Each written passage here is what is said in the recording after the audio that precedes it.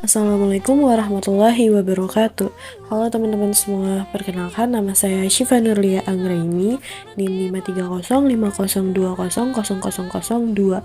Saya dari program studi Akidah dan Filsafat Islam.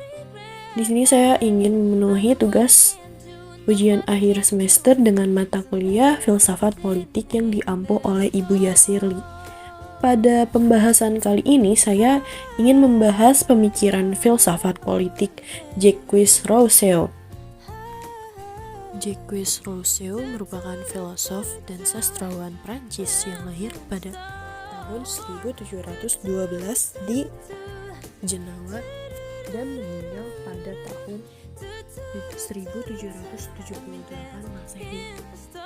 Rousseau merupakan filosof yang menuangkan pemikirannya dengan gaya karakter sastra, sehingga perlu pemahaman yang mendalam.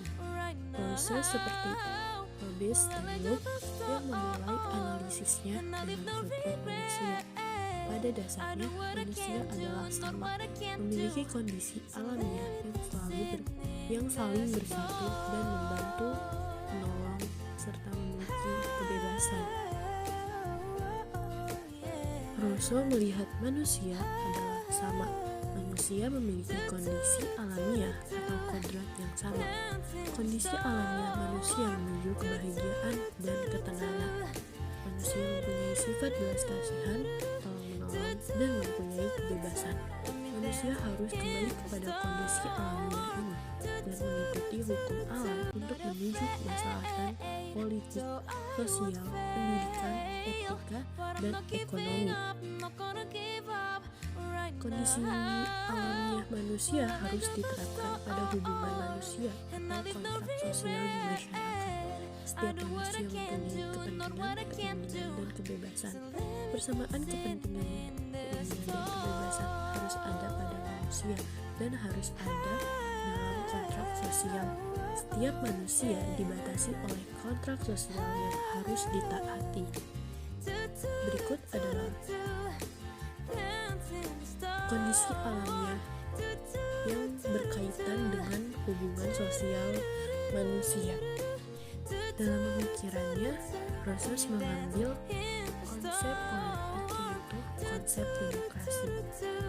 Konsep demokrasi menurut Rousseau bahwasanya konsep negara demokrasi itu bukanlah konsep yang mudah untuk dipahami karena ia memiliki banyak konotasi, makna, evolutif, dan dinamis, bukan statis.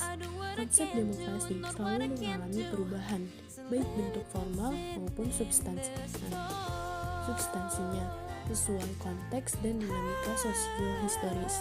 Demokrasi itu lahir dan berkembang.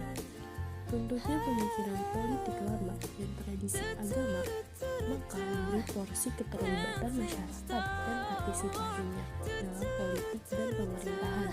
Gerakan dan pemikiran masyarakat telah memberikan gagasan demokrasi yang menantang kekuasaan sewenang-wenang dan memonopoli negara bangsa atau nation state. Dalam konsep demokrasi Rousseau menggunakan demokrasi langsung. Bahwasannya, Rousseau mendukung sekali kondisi alamiah manusia untuk menjalankan kehidupannya, kebebasan berpikir dan bergerak, memiliki hak absolut untuk bebas. Manusia bebas untuk berpikir, mengekspresikan kebebasan secara maksimal dengan kontrak sosial. Kontrak sosial berupa kedaulatan yang ditransfer dari negara kepada rakyat, karena rakyat adalah pemegang demokrasi secara langsung. Demokrasi harus dilakukan oleh semua rakyat. Rakyat dapat menuangkan dan membuat undang-undang sesuai dengan kebebasan berpikir mereka. Rakyat berkumpul dan berdiskusi dengan membawa langsung ide pemikiran mereka, baik berupa undang-undang atau peraturan dan lainnya. Inilah bentuk demokrasi langsung Rousseau. Dengan konsep demokrasi Rousseau, maka Rousseau berpendapat bahwasannya kedaulatan adalah milik rakyat. Kedaulatan tidak boleh dijual atau dibagi-bagikan. Kedaulatan milik rakyat, baik rakyat secara keseluruhan atau sebagian. Kedaulatan rakyat secara umum berupa undang-undang yang harus dilakukan secara bersama.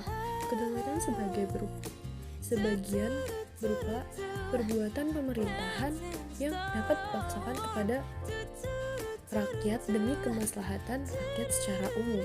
Hukum adalah produk kedaulatan rakyat atau kemauan umum.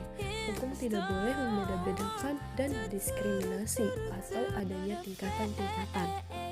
Selanjutnya yaitu keterkaitan politik Russell dengan politik Indonesia. Itu seperti apa? Konsep pemikiran Russell memiliki konsep pemikiran yang sama dengan Indonesia, yaitu demokrasi. Konsep demokrasi dapat dijadikan sebagai pedoman perpolitikan, karena dengan berdemokrasi rakyat bisa dengan bebas mengutarakan pendapat demi kepentingan negara.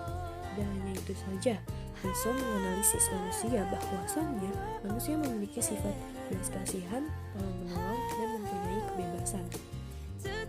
Konsep ini bisa dijadikan gambaran untuk berpolitikan di Indonesia. Walaupun memiliki kesamaan dalam konsep perpolitikan, tetapi demokrasi di Indonesia jarang sekali ditanggapi oleh pemerintahan Indonesia. Bahkan untuk konflik sosial di Indonesia, masyarakatnya saling tolong-menolong dan hidup rukun antara satu sama lain. Karena banyak sekali berbagai macam agama di Indonesia. Oleh karena itu, masyarakat Indonesia saling menghargai satu sama lain. Sekian penjelasan dari saya. Apabila ada yang kurang berkenan, mohon dimaafkan.